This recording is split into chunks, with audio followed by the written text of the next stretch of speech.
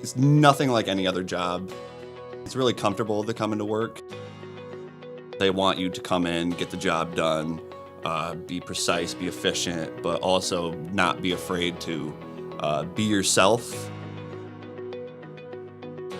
I try to come in every day with an optimistic point of view.